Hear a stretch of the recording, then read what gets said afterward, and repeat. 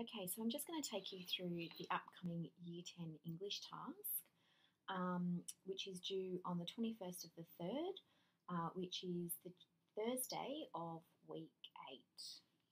So just to begin, we've got our statement of inquiry here. So just to remind you that in this unit, Her Voice, students will learn that poetry is a form of self-expression with the power to give a voice to the female experience across time. Now, the key aspects in this statement of inquiry is the power to give voice. So when we come to do our assessment for this task, it is really important that you discuss the power that the poetry has given to really vocalising that female voice. And then this aspect here in terms of across time. So this is something that we've looked at through the various poetry that we've looked at throughout this unit, right back from Sappho all the way through to Kate Tempest. So we've really tried to select poems that really cover that across time facet there. The assessment that you will be doing will be focusing on your analysing, so your analysis of the poetry, as well as your organisation. And we will look at each of the components when we come to the marking criteria. You can see here the NESA outcomes that this task will be addressing, and you're able to go through and read that in your own time. The approaches to learning that we will be focusing on is communication, so your ability to communicate ideas through the written word, and also your reflection, so the way in which you're able to reflect on that power of the female voice through the poems that you've selected. The command terms that are essential for this task is critique. So we're asking you to provide a critical review or commentary, especially when dealing with artworks or literature. Obviously for us, we're looking at literature here. When we think about critical review or commentary, that term critical is really important. So in order for your critique of the poems to be critical, it is really important that you're using techniques and using appropriate techniques and quotes to provide evidence. So we'll have a little bit of a look at the task itself. So the task that you're going to be asked to complete is an essay task. And we have a statement here, which is in bold, which says, "The true power of poetry lies in its ability to give a voice to the individual experience." Now you'll notice that that's really similar to our statement of inquiry, and although it says here individual experience, you would be making the assumption on the poems that you're selecting to discuss this individual experience might be that female experience. So what I would do if I was you, to first look at this statement here, so you might think about unpacking the key words within this statement, and then having a look at what exactly you are asked to do with that statement. So it says to write an essay in which you critique, so there's our command term again, how poetry has been used across time to express the female experience. You must make detailed reference to one poem studied in class and one poem of your own choosing. Now that's really important to think about in terms of your poem of your own choosing, in that firstly, it needs to be something that details the female experience. So you would need to be selecting a poet, a female poet to look at. And I would also be thinking about the poem that you've selected that we've studied in class. What time period is that from? The one that you select of your own, I would be making sure that that's from a different time period so that you're able to really address this component of the question, in that how it expresses across time. Your response must be 800 to 1,000 words in length and submitted via Turnitin on the due date. You are reminded of the need to adhere to the academic honesty policy. So obviously when you're submitting something through Turnitin, it will check its database to ensure that what you have submitted is your own work. You must also submit a correctly formatted reference list of sources with your response. Now, for some of you, that might just be a list of the poems and that you've selected. For some of you, you might go further in terms of trying to really identify this female experience and have some other sources. You might also have some contextual sources that might be relevant for your particular poet in terms of how in which they've expressed their female expression. So, just to go back to the statement, the true power of poetry lies in its ability to give a voice to the individual experience.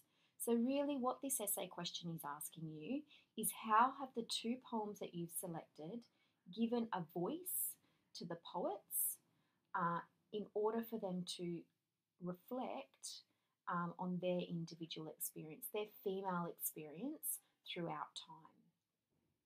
Okay, and you need to make sure that you're within that word range because it is a word range. So it is important that you are not going over that 1,000-word limit in order to ensure that there is consistency for all students.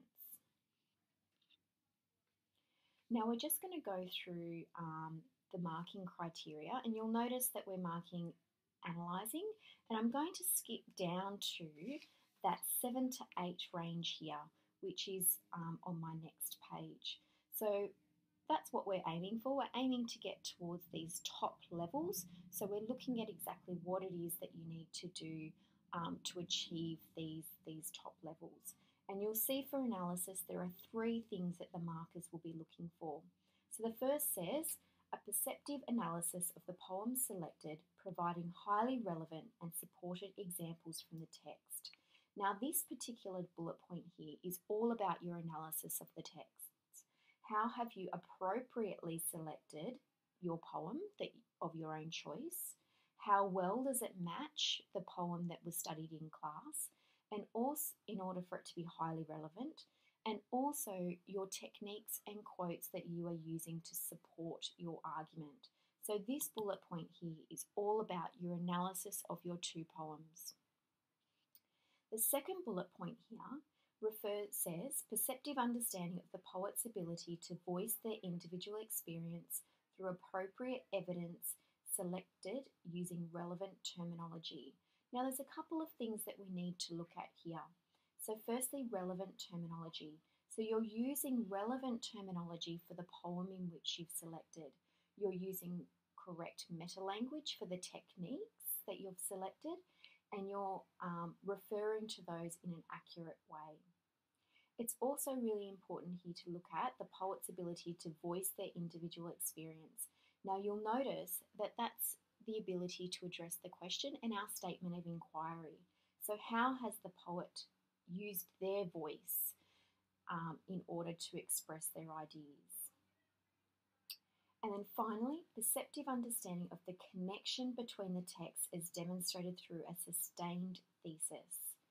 So you're able, in your analysis, to connect both of your texts together. So you can see that there is a common thread between the female experience expressed within the poems, and you're expressing that through your sustained thesis. Okay, so you'll see that your thesis is really important because it's one of your a key aspect of one of your 3 bullet points here in terms of analysis. In order for your thesis to be sustained, it needs to be just as strong as it is in the beginning as it is in the end. Okay, so in order to get in that 7 to 8 range, you're able to sustain the level and depth of your thesis throughout. Okay, so just moving on to the organising in terms of criteria B. And again, I'll move forward and go to that 7 to 8 range here on the next page. So again, you'll see that we're looking at 3 distinct bullet points. So the first of which says sophisticated use of language, structure and features of the essay form. So that bullet point there is your ability to compose an essay. Have you been able to identify your thesis, your introduction, your body and your conclusion? Are you using appropriate language and structure of that essay form? So your ability to write an essay. The second bullet point, effectively organises ideas using highly detailed peel structure and provides effective synthesis between paragraphs. So you would have gone through in great depth that idea of a peel paragraph, the point, evidence, explanation, and then linking back to your thesis. So your ability to do that a number of times for both of your poems, and then being able to also identify that they or synthesize between the paragraphs. So your linking is linking to also some of your other ideas, that your thesis is really bringing together your argument between the poems and between your paragraphs. So really understanding what it is that a thesis is doing within the essay.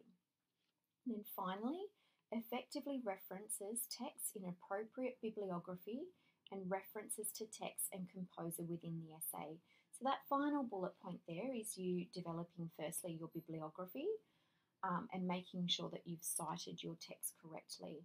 And then finally, you being able to, within your essay, identify the appropriate way to introduce your texts and your composer, and do that in a really systematic and streamlined way throughout your essay.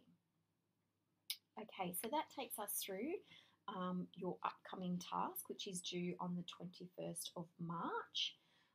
If you have any further questions, please feel free to ask myself, or you can ask your English teacher to clarify any points. You'll notice that on Sector there is also a scaffold which takes you through developing a thesis and also putting together your peel paragraphs. So that might be a really useful point to start with, and going back and having a look at that scaffold in order to put together your ideas.